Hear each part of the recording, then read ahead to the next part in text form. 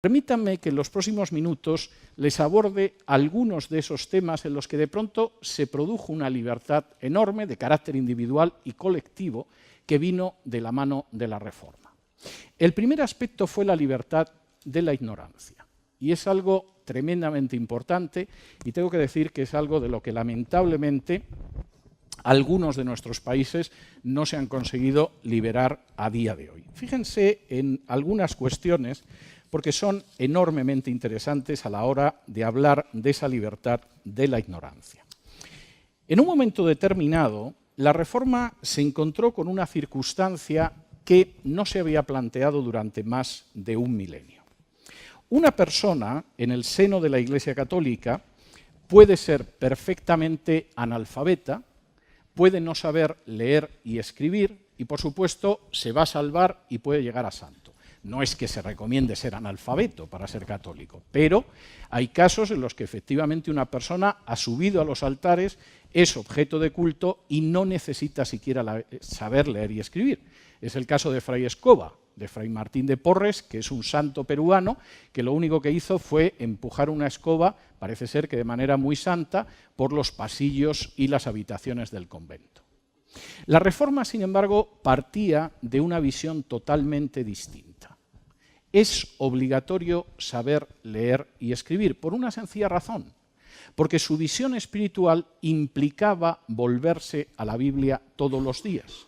¿Y cómo puedes leer la Biblia si no sabes leer y escribir?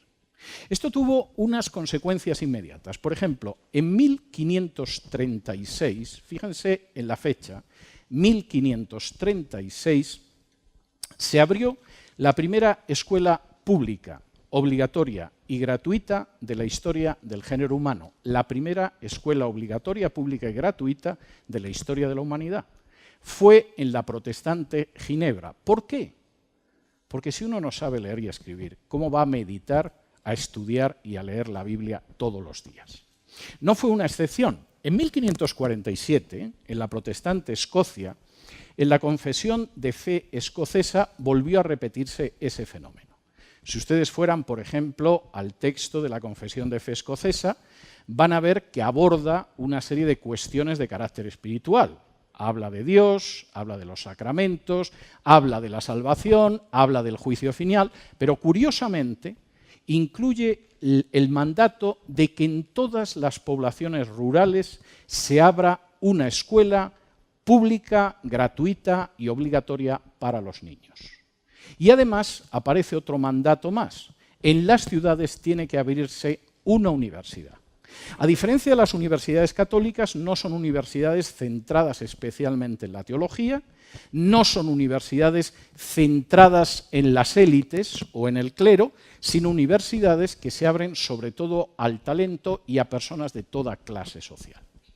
De manera bastante notable, y esa liberación de la ignorancia fue obvia, las grandes universidades de hoy en día, piensen ustedes en Harvard, en Yale o en Princeton, fueron todas fundadas por gente inspirada por la Reforma. En el caso de esas tres universidades, por puritanos. La liberación, la libertad de la ignorancia era absolutamente esencial. Y por supuesto, en el siglo XVIII, el gran pedagogo que fue Pestalozzi era otro reformado y por supuesto podríamos seguir aumentando los ejemplos. No solo pasó por el terreno de la educación, pasó por el terreno de la ciencia. Y esto es algo tremendamente interesante, porque la Reforma, como han reconocido filósofos e historiadores de la ciencia como Thomas Kuhn o como Whitehead, impulsó la revolución científica que conocemos en la actualidad. Y los nombres son muchos, entre otras cosas porque el método científico lo inventó un personaje que se llamaba Francis Bacon, que lo mismo escribía tratados de teología protestantes, que se dedicaba a volver al estudio de la ciencia mediante la observación directa, lo que conocemos todavía como método científico. Francis Bacon fue un personaje que no era enseñado en España todavía en el siglo XVIII. En las universidades españolas y, por supuesto, en las de Hispanoamérica, se consideraba que Bacon era un hereje. Isaac Newton, posiblemente el mayor científico de la historia de la humanidad, era otro hereje. y se seguía enseñando a uno y otro lado del Atlántico, en el Imperio Español, todavía unas ciencias naturales basadas en la filosofía de Aristóteles, siglo IV a.C. No debería de extrañarnos, por lo tanto, que personajes de lo más diverso, como Dalton, como Kepler, como Linneo, como Faraday, que por cierto sentó las bases para que ustedes ahora mismo puedan tener un teléfono móvil, tengan acceso a Internet o cuenten con un ordenador personal, aparecieran en el territorio de la Reforma y no en el territorio de la Contrarreforma. Y por cierto, quisiera decirles que esa diferencia sigue todavía siendo tremenda. La libertad de la ignorancia ha significado y ha tenido, entre otras consecuencias, que de 1901 a 1990, en la lista de los premios Nobel serios, cuando digo serios quiero decir que eso no incluye el Premio Nobel de la Paz, que a veces se lo dan a Martin Luther King y otro año se lo dan a un terrorista, ni el Premio Nobel de Literatura, que hay un año que se lo dan a Miguel Ángel Asturias, pero otro año se lo dan a Bob Dylan, es decir, uno no sabe muy bien lo que se va a encontrar. Estoy hablando de los premios Nobel científicos del año 1901 a 1990, en un 86% fueron obtenidos por protestantes o judíos. En el caso de los judíos, el 22%. El otro 14% cuenta con algún ateo, algún agnóstico, algún católico o algo parecido, pero lamentablemente para aquella parte del mundo, como es el caso de nuestras repúblicas, donde no hubo reforma sino contrarreforma, no hubo revolución científica, no hubo un esfuerzo educativo público, gratuito y obligatorio hace 5 siglos. La libertad de la ignorancia seguramente es una batalla que todavía tenemos que librar. Tampoco hubo una libertad del despotismo. Y permítanme que me detenga en esto porque también es enormemente interesante. En el año 1538, las autoridades de la ciudad suiza de Ginebra decidieron expulsar al reformador Juan Calvino de su territorio, a Juan Calvino y a sus colaboradores. Las autoridades de la ciudad suiza de Ginebra querían reforma, pero no querían tanta reforma. Les daba la sensación de que Calvino era demasiado extremo en su deseo de regresar a la Biblia. Y el hecho de que Calvino y sus colaboradores hubieran sido expulsados de la ciudad de Ginebra provocó inmediatamente una reacción de un cardenal que se llamaba Sadoleto. El cardenal Sadoleto inmediatamente envió una misiva a las autoridades municipales de la ciudad de Ginebra para que regresaran a la obediencia a la Iglesia de Roma. Y además insistió en ello, hablando sobre todo del argumento de autoridad. Era obvio que la institución papal tenía la máxima autoridad y, por lo tanto, el principio que debía de regir ese tipo de relaciones era el principio de autoridad y la sumisión a la autoridad. Las autoridades de Ginebra acababan de expulsar a Calvino, pero no eran del todo estúpidas, de modo que decidieron pedirle que escribiera una respuesta al cardenal Sadoleto. Calvino se puso a escribir la respuesta al cardenal Sadoleto, le empleó tan solo 6 días y lo que surgió fue un opúsculo, un librito, que forma parte de los textos más interesantes de la Reforma. En la carta del cardenal Sadoleto y en la respuesta de Calvino había 2 conceptos absolutamente distintos sobre qué tiene la supremacía en una sociedad. Para el cardenal Sadoleto, la supremacía correspondía a las instituciones. El Papa, el Rey o el Emperador tenían la supremacía. Era absurdo pensar que hubiera algo que estuviera por encima del Papa, del Rey o del Emperador. Claro, Dios, pero Dios, en fin, tampoco suele intervenir todos los días en los asuntos humanos. No se le suele ver a la vuelta de la esquina. La tesis de Calvino era distinta. Su tesis era que la supremacía no correspondía a las instituciones, sino que correspondía a la ley. La ley estaba por encima de todos, incluido el Papa, el Emperador y el Rey. Por supuesto, puesto que la ley estaba por encima de todo, y eso en el ámbito espiritual era la Biblia, el Papa podía decir lo que quisiera, pero si actuaba en contra de las enseñanzas de la Biblia, no tenía legitimidad y no debía ser obedecido. Pero eso también sucedía en el campo civil. Un gobierno era ilegítimo si se colocaba por encima de la ley. Es decir, si no reconocía que la supremacía la tenía la ley. Esto implicaba la libertad directa de la tiranía. Para los ciudadanos individuales, la clave no era el capricho del monarca, del emperador o del pontífice. La clave era lo que quedara en la supremacía de la ley. Y posiblemente uno de los elementos más tristes en la historia de nuestros países, el suyo y el mío, es que hace 500 años el virrey de turno, de entrada, no ejercía la supremacía de la ley. Cuando de pronto el rey de España, inquieto por lo que le decían algunos frailes, decidía suavizar algo la suerte de los indígenas en esta parte del mundo, no demasiado, pero algo, y llegaba al Nuevo Mundo las leyes nuevas para que, en fin, tampoco se exprimiera en exceso a los indígenas, el virrey tomaba la carta del rey, la colocaba sobre su cabeza y decía: se acata, pero no se cumple. Reconocemos que el rey tiene autoridad, no se nos ocurriría negar la autoridad del rey, pero evidentemente aquí quien decide las cosas no son las leyes, sino que son las instituciones. Y eso es algo que ha continuado trágicamente a lo largo de nuestra historia. El principio de supremacía de la ley es totalmente ajeno a la cultura en la que nosotros hemos crecido y, por lo tanto, la libertad frente a la tiranía es algo, en la mayoría de los casos, absolutamente ilusorio. No solamente la Reforma impulsó esa libertad frente a la tiranía con el principio de supremacía de la ley, lo impulsó también con el principio de división de poderes. Ahora, fíjense en esto porque es enormemente interesante. Nosotros no hemos vivido históricamente, más allá de algún planteamiento teórico, la idea de la separación de poderes.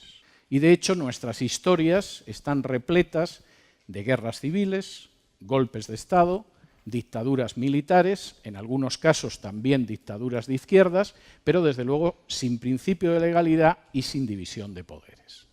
¿Por qué sucede lo distinto en la Europa y después en la América, que no fue de la contrarreforma, sino de la reforma? No pensaban que el ser humano, individual o colectivamente, tendiera hacia el bien. Por el contrario, estaban convencidos de que el ser humano tiene una tendencia hacia el mal, tanto individual como colectiva. Por lo tanto, si el ser humano acababa recogiendo todo el poder en unas manos, eso acabaría en tiranía. Podía hablar de la ilustración, de la luz, del futuro luminoso, pero acabaría en una tiranía. Y por lo tanto, el poder tenía que dividirse y controlarse entre sí para evitar que el régimen acabara degenerando en una tiranía. Hace un año y pico estuve repasando la correspondencia de los padres fundadores de Estados Unidos.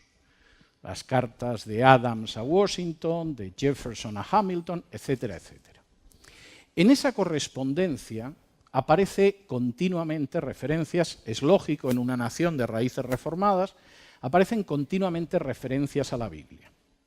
Pero curiosamente uno de los textos que más aparece de la Biblia es un texto del profeta Jeremías en el que se dice que el corazón humano es engañoso, es decir, tiende a engañar a los demás y a engañarse a sí mismo. Y puesto que el corazón humano es engañoso, tendemos a engañarnos y si podemos a engañar a los demás, evidentemente la única manera de preservar la libertad era limitar el poder, separar los poderes y que esos poderes se controlaran entre sí para evitar que degenerara en una tiranía. Y es una preocupación continua de los padres fundadores de los Estados Unidos de América. Si el poder se concentra, estamos perdidos, acabaremos en una tiranía. El poder tiene que ser limitado bajo la supremacía de la ley y vigilándose. Ahora, por supuesto, la historia constitucional de Estados Unidos tiene sus luces y sus sombras, pero reconozcamos que, a diferencia de nosotros, en más de 2 siglos de historia constitucional, nunca tuvieron una dictadura fascista, nunca tuvieron una dictadura militar, nunca tuvieron una dictadura de izquierdas, nunca tuvieron algo que se pareciera a una dictadura, ni tampoco un golpe de Estado. Incluso puestos a hablar de guerras civiles, están en la cola de las guerras civiles de cualquier país de América, con la excepción del Canadá, nos guste o no nos guste. La reforma implicó la libertad de la tiranía. No solo la libertad de la ignorancia, sino la libertad de la tiranía. Y lo fue por el hecho de que estableció la supremacía de la ley, que nunca hemos conocido en nuestras historias, no por mucho tiempo, y estableció, además, la separación de poderes. La reforma estableció la libertad de la pobreza. Y permítanme que establezca esto porque me parece enormemente importante. Y estableció la libertad de la pobreza, que es una de las grandes lacras del género humano, fundamentalmente por su visión del trabajo y de la economía. ¿Cuál era la visión del trabajo y de la economía que existía en la parte del mundo controlada por el gobierno español y que efectivamente incluía lo que luego sería la República de Guatemala? Era la visión de la Contrarreforma. ¿Cómo veía la Contrarreforma el trabajo? La Contrarreforma consideraba que el trabajo era un castigo de Dios y además desde el siglo IV arrastraba una visión del trabajo que consideraba que el trabajo manual era indigno. De hecho, hasta finales del siglo XVIII, después de que Estados Unidos ya fuera una nación independiente, el rey de España, Carlos III, no decretó una real pragmática en la que suprimía legalmente la deshonra del trabajo. Nuestras culturas han partido de la base de que el trabajo, sobre todo cierto tipo de trabajo, es algo deshonroso, mientras que, por el contrario, en fin, el trabajo seguramente, si no es un castigo de Dios, se asemeja lo suficiente como para que intentemos huir de él. La visión de la Reforma fue distinta, porque partió de la Biblia, y al ir a la Biblia y al libro de Génesis se encontró con que antes de la caída Dios había colocado a Adán en el huerto del Edén para que lo cultivara y lo guardara. Es decir, el trabajo no era una consecuencia de la caída, el trabajo era la finalidad del ser humano antes de que se alteraran sus relaciones con Dios. Y eso provocó lo que algunos llaman el concepto protestante del trabajo, llámenlo como quieran, pero tuvo una influencia enorme, porque implicó una enorme dignificación del trabajo de todo tipo. Por ejemplo, es curioso que Fray Martín Lutero, escribiendo sobre las amas de casa, dijera de manera rotunda que su trabajo, aunque algunos lo consideraban insignificante, era más santo que la ascesis de todos los monjes y monjas del mundo. Las pobres amas de casa están malditas en la sociedad en la que vivan, tengo que decirlo. Si la sociedad tiene una impronta machista, son las que realizan un trabajo indigno que nadie quiere. Si de pronto la sociedad tiene una impronta feminista, el ama de casa es la tonta que todavía no ha accedido a la posición digna de mujer emancipada. Sea como sea, las bofetadas le llueven. Es curioso porque la Reforma insistió en la dignidad de ese trabajo. O insistió, por ejemplo, en que el trabajo manual era un trabajo tan digno como los trabajos físicos, incluidos los espirituales. William Tyndale, que pagó el atrevimiento de traducir el Nuevo Testamento del griego al inglés, escribía que no existía la menor diferencia entre la mujer que lavaba platos, el hombre que sembraba el campo, el magistrado que impartía justicia o el predicador que estaba en el púlpito. Tengo que decir que comparto su punto de vista. Todos los trabajos son dignos, son importantes y lamentablemente esa no ha sido la visión de nuestras sociedades y eso ha influido mucho en la pobreza. Pero es que en segundo lugar, y esto forma parte también de la libertad frente a la pobreza, la Reforma recuperó la importancia de la economía. A lo largo de la Edad Media no existió una economía financiera en la Europa católica. El préstamo con interés era un pecado, hay quien dice que incluso el desarrollo de la confesión auricular era para saber quién prestaba con interés y que se le pudiera castigar, y de hecho la forma financiera de la economía quedó en manos de los judíos, que a fin de cuentas no formaban parte de la Iglesia católica. La Reforma recuperó la cultura financiera y construyó la cultura financiera de la que todavía nos aprovechamos. Tengo que decir que con pésimas consecuencias para España. porque España, que era el imperio más rico de la época, carecía de la cultura financiera que tenían, sin embargo, pequeñas naciones como Inglaterra y Holanda, que acabaron imponiéndose porque ellos sí sabían cómo funcionaba la economía. España solo conocía una economía extractiva que desgraciadamente siguió en Hispanoamérica prácticamente hasta el día de hoy. A la libertad de la ignorancia, a la libertad de la tiranía, a la libertad de la pobreza, la reforma no es solo el examinar determinados hechos históricos, es fundamentalmente darnos cuenta de aquellos aspectos de libertad, entre otros enormes beneficios, que nuestras naciones han perdido históricamente. Darnos cuenta de que efectivamente la libertad de la ignorancia sigue siendo una batalla que tenemos que seguir librando. Darnos cuenta de que la libertad de la tiranía y del despotismo político continúa siendo una batalla más que presente a día de hoy. Es más, los riesgos para la libertad en ciertas naciones, como las repúblicas de Hispanoamérica, son enormes porque nuestras democracias son inmensamente frágiles, mucho más de lo que nos gustaría. Implica también darnos cuenta de que hay una libertad de la corrupción que es posible. Intento de examinar la historia de nuestros países, descubrir el origen de sus males, diagnosticarlos correctamente y aplicarles una cura de libertad.